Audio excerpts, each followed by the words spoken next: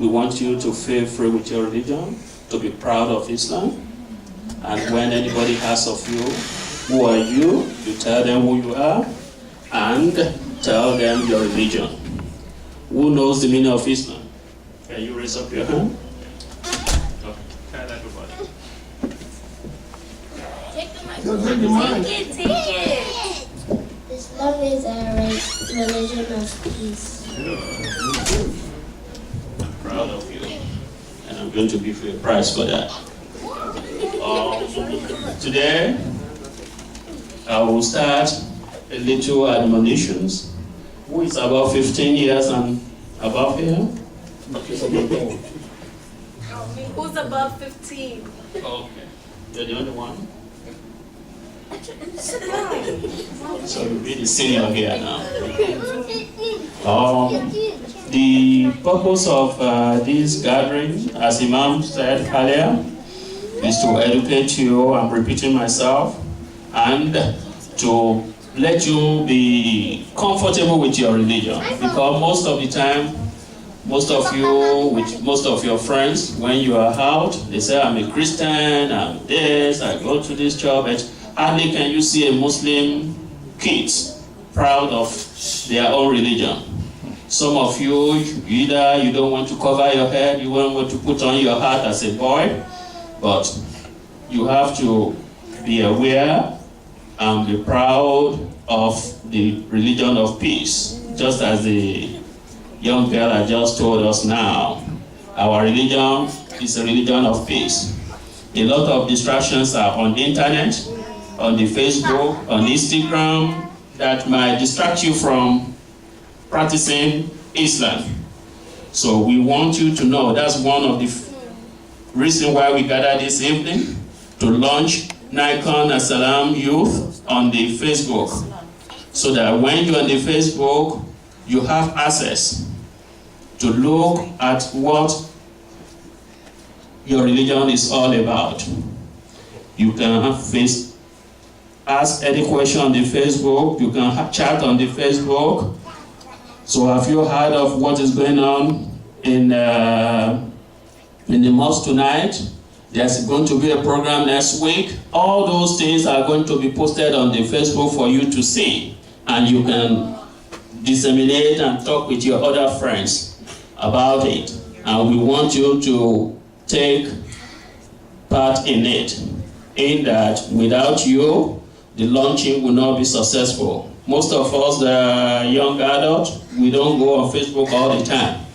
But I know all of you, every second you're on your phone, Facebook, Instagram, and all others. So we want you to use ample time of your free time, knowing God and doing what is right. So that's why I said, but I want you to know the meaning of our religion first, which I'm happy all of you know. There are so many things on the electronic media that they will be saying something that are probably untrue about Islam. So, but we want to use this forum to educate you that not everything that you see and read about Islam are true. But whatever the Imam is saying in the mosque here, most of the interesting topics of the Friday sermon are going to be posted too. So you can go there, read, and dissect. You ponder the one you don't understand out of whatever the Imam discussed in the mosque. You write it down and bring it back to the Islamic lessons on Sundays here for the As-Salatu, and let Imam educate the congregation, of which you are part of us. So I'm going to rest here. If anybody has any question to ask me, you're free to raise up your hand and I'll give you the mic. May Allah bless you all.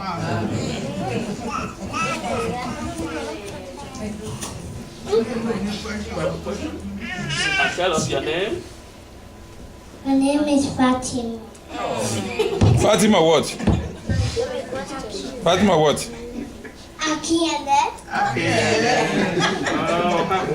Okay, I'm listening to your question. What's your question? No, You just want me to know about it? What's your question? Say your question. What's your question?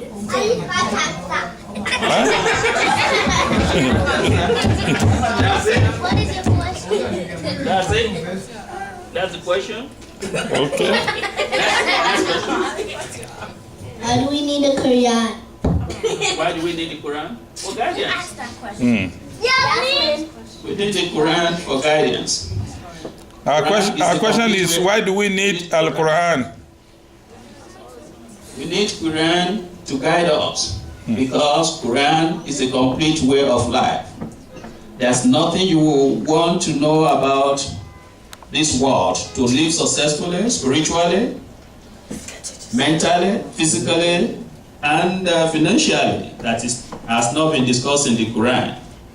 Quran is the only book that once you know the meaning, I don't say the literary meaning, you have to know the meaning, you have to know the tafsir, because each ayah in the Quran, before it is narrated here, the one we are reading now, has a tafsir. There's a reason why that ayah was narrated to Prophet Muhammad sallallahu alaihi wasallam. So if you want to talk about science, there's plenty of surahs in the Quran that will educate you about science. You want to know how to behave to your parents? There are so many chapters in the Holy Quran who taught you how you want to be a good girls and boys to your parents. When you want to marry, how to be a good wife. When you want to marry as a man, to how to be a good husband. Everything is in the Holy Quran. You want to go to school, if you get a B, you are not getting 90, you want to get 100 and 105 in your exam. There are some verses in the Holy Quran where you can go and read. If you recite some unimportant higher in the Quran, before you start your exam, you perform your ablution, you say some supplication, God will give you 105 over 100. Test it. If you want, I will ask Imam now to give you one of them to practice. And come back after your test and tell him how much you score. So that is one of the importance of the Holy Quran. So next question. My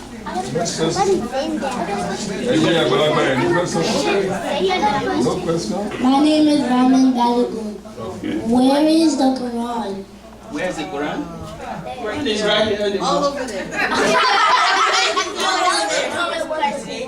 Where? Where did it come from? Where did it come from?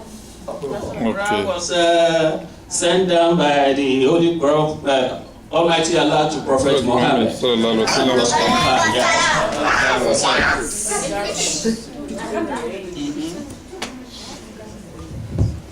Can you finish the Holy Quran when you're 9 or 10 years old? Yes, some people are finishing before 10. I've seen some people that even had the Quran. Yes, you can finish the Holy Quran at any age. You can even recite everything in your brain without opening any page. I've seen it. So if you're so determined, talk to Imam. You can know the Quran at the age of 7, from chapter 1 to the end. And then without even opening any chapter. That's why when you see Imam reading us here, Imam didn't open the book and be reading to us. No. So the more you practice, the more you recite the Quran, the more it's sticking in your brain. And they become part of you. That's what we call memorization. And I've never seen anybody that understands the Holy Quran very well that will not do well in school. If you know your Quran, believe you me, you're going to be number 1 in your class. Test it. I've seen it. I've witnessed it. All right? Yes. My name is Haira Talapi, and my question is Allah the only God? Allah the only God. Allah is the only God. Only God. Is it the only God? Yes. Allah is the only God. The only one. All others are prophets serving God. Okay? There's no two gods. How did Allah create us? Wow.